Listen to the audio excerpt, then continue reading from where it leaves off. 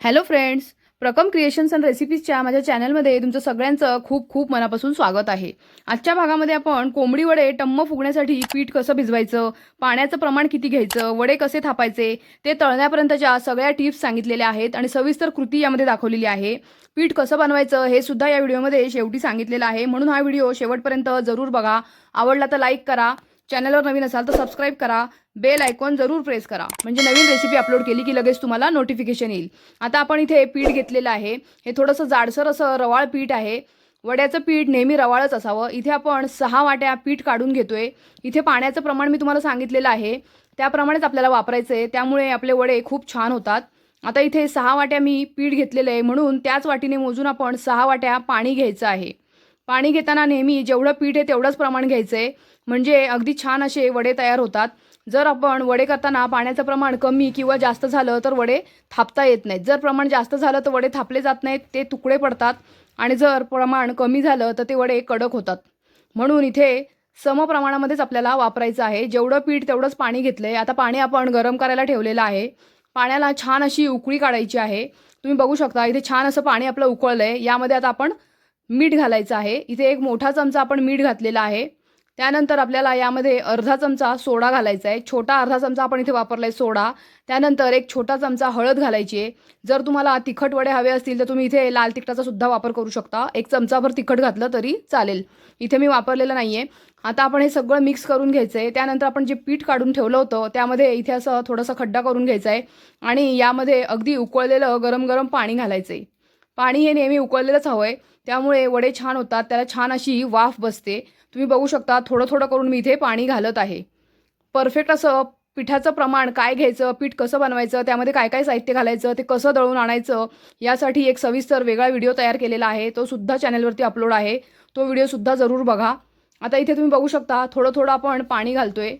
हे गरम पाणी असतानाच थोडं थोडं घालायचं आणि चमच्याच्या साहाय्याने आपल्याला हलवत राहायचं आहे। व्यवस्थित पीठ भिजवून घ्यायचंय। तुम्ही बघू शकता थोडं थोडं करून मी इथे घालत आहे। आता हलक्या हाताने हे एकजीव करायचंय पीठ। सगळं पीठ पाणी एकत्र झाल्यानंतर आपल्याला हे सगळं पीठ झाकून ठेवायचं आहे। आपण ज्या वेळेला दुसऱ्या दिवशी सकाळी जर आपण वडे करणार असू तर रात्रीच हे आपल्याला पीठ भिजवून ठेवणं गरजेचं असतं, किंवा जर आपल्याला दुपारच्या जेवणाला वडे करायचे असतील तर आपण सकाळी 6 वाजता हे पीठ भिजवलंच पाहिजे। 6 ते 7 तास आपलं पीठ मुरायला हवं, त्यावेळेस आपण 1 वाजता वडे तळायला घेऊ शकतो। तुम्ही बघू शकता इथे हळूहळू करून मी सगळं पाणी घालत आहे। जेवढं आपण पाणी घेतलंय तेवढं सगळं पाणी यामध्ये लागणार आहे। तर आपण अशा प्रकारे सगळं पीठ भिजवून घ्यायचं आहे, चमच्यानेच हलवायचं आहे, ते खूप गरम असतं। थोडं थोडं करून सगळं पाणी घालून झालेलं आहे। तुम्ही बघू शकता जेवढं आपण पाणी घालू तेवढं यामध्ये ऑब्झर्व होतंय, म्हणजे हे पाण्याचं प्रमाण इथे परफेक्ट असं मी सांगितलेलं आहे। पाणी घालताना नेहमी थोडं थोडं घालायचं आहे।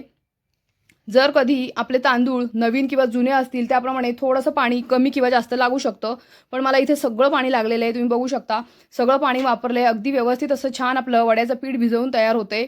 हे सगळं पाणी घालायचं आहे, व्यवस्थित मिक्स करायचं आहे, आणि आपल्याला हे पीठ 6 ते 7 तास असंच झाकून ठेवायचं आहे। पीठ झाकून ठेवणं खूप गरजेचं आहे, ही सुद्धा महत्त्वाची टिप्स आहे। जर तुम्ही हे पीठ नीट मुरवलं नाही तर ते वडे कडक होतात। तुम्ही बघू शकता इथे 6 ते 7 तास पूर्ण झालेले आहेत। त्यानंतर मी उघडून बघितलंय, आता हे छान थंड सुद्धा झालेलं आहे।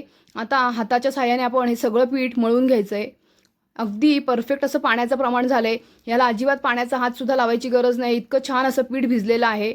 वडे थापता येईल इतपत हे पीठ आहे, खूप असं पातळ सैल झालेलं नाहीये। तुम्ही बघू शकता सगळं मी एकजीव करून घेतलंय। आता आपण इथे एका पातेल्यामध्ये थंड पाणी घ्यायचंय, हात थोडासा ओला करून घ्यायचा आहे, आणि अशा प्रकारे थोडे थोडे गोळे आपल्याला हव्या त्या आकाराचे गोळे करून घ्यायचे। तुम्ही बघू शकता छान असं पीठ भिजलंय, गोळ्याला अजिबात कुठेही तडा गेलेला नाहीये, म्हणजे छान आपलं पीठ तयार झालंय। आता आपण इथे एक वडा हातावर थापून बघूया, म्हणजे आपल्या लक्षात येईल की पीठ व्यवस्थित झालेलं आहे। वडा पटकन निघालाय, हाताला सुद्धा पीठ चिकटलेलं नाहीये, छान असं पीठ भिजलंय, पाण्याचं अगदी परफेक्ट प्रमाण आहे। आता इथे एक प्लॅस्टिकची पिशवी घ्यायची, त्याला थोडंसं पाणी लावायचं आहे, त्याच्यावरती हा वडा ठेवायचा आहे। गोळा ठेवून हा व्यवस्थित वडा आपण बोटांच्या साहाय्याने प्रेस करत करत चारी बाजूनी एकसारखा असा पातळ वडा थापून घ्यायचा आहे। खूप जाडजाड असे वडे करायचे नाहीत, थोडेसे पातळ असे वडे छान करून घेतलेले आहेत।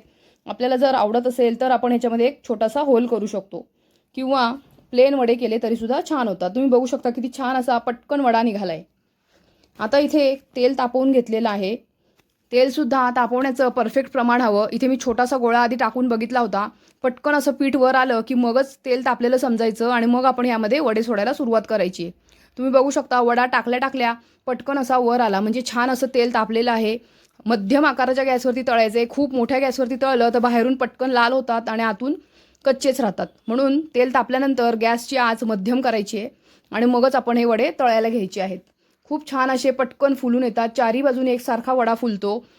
बाहेरून असा मस्तपैकी वडा तळलेला दिसतोय. गोल्डन ब्राऊन कलरचा आपला वडा झालेला आहे. म्हणजे परफेक्ट प्रमाणामध्ये तेलाचं सुद्धा इथे टेम्परेचर आहे. तुम्ही बघू शकता टाकल्या वडा छान असा वर येतो आणि मस्तपैकी टम्म असा वडा फुलतो आहे. अशाच प्रकारे हे वडे तुम्ही सुद्धा करून बघा. रेसिपी आवडली असेल तर लाईक करा. चॅनलवरती जर नवीन असाल तर सबस्क्राईब करा. छान छान रेसिपीसाठी माझ्या चॅनलला फॉलो करा. भेटूया पुढच्या भागामध्ये.